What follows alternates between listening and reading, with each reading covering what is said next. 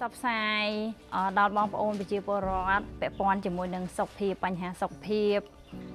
ប្រើប្រាស់បែបចង្ក្រានទំនើបបែបសន្សំចៃថវិកាចំណេញពេលវេលាអីចឹងទៅអញ្ចឹងខ្ញុំគិតថាបើសិនជាខ្ញុំអាចចូលរួមជាមួយនឹងអង្គការគឺខ្ញុំអាចមានពេលវេលាសម្រាប់ចែករំលែកនៅបទពិសោធន៍ល្អៗសម្រាប់ពួកគាត់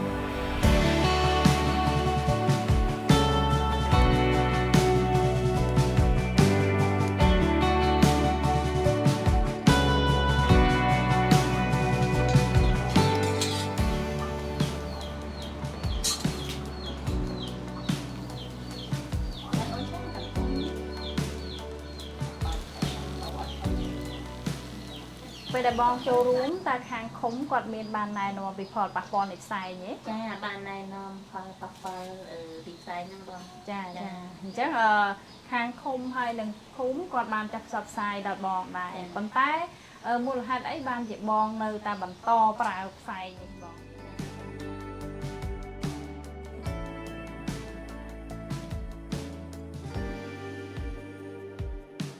ថាបងនឹងមានការផ្លាស់ប្ដូរហើយបើសិនជាយើងនៅប្រើអស់នេះសូមបងហាលឲ្យស្ងួតណាបងកុំឲ្យមានផ្សែងបែបហ្នឹងហេតុអីបានខ្ញុំនិយាយអញ្ចឹង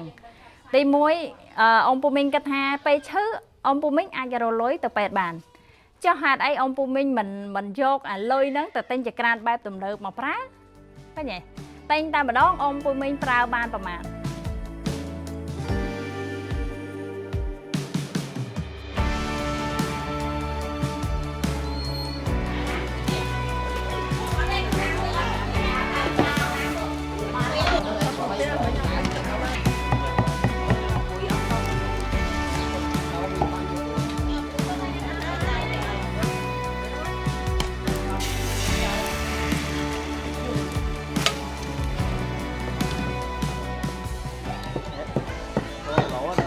mới ra bay mạng con nắng đâm nam mà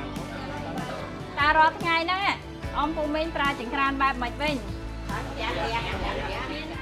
Lan hay chân tâu hay lên chân rồi cha hay còn việc ngất việc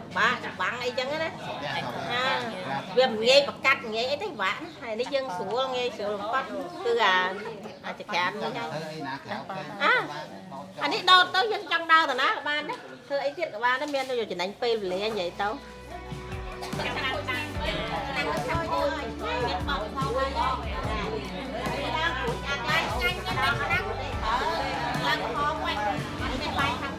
anh ấy chia cầm siêu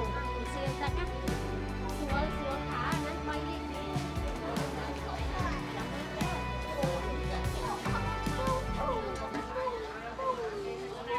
lại mà ngày nó cáiផលបាក់មួយទៀតអត់ដែលបានចុះសោះនៅពេលដែលខ្ញុំទៅដល់ភូមិទៅដល់ឃុំជួបបងប្អូនជាពលរដ្ឋជួបមនុស្សច្រើនហើយខ្ញុំមានអារម្មណ៍ថាអូយដឹងធ្វើមិនទេនិយាយមុខភ្លេចក្រោយហើយពេលនេះមានអារម្មណ៍ថាភ័យទាំងភ័យផងទាំងអផងនៅពេលដែលជួបពួកគាត់សប្បាយផងតែភ័យផងអត់ដឹងថាចុះពេលខ្ញុំនិយាយទៅនិយាយទៅមុខទៅក្រោយគាត់ស្ដាប់ខ្ញុំបានអត់តែចិត្តមួយគាត់ថាត្រូវតែព្យាយាមនិយាយខុសក៏ដោយត្រូវក៏ដោយត្រូវតែខំមកដល់គោលដៅសិន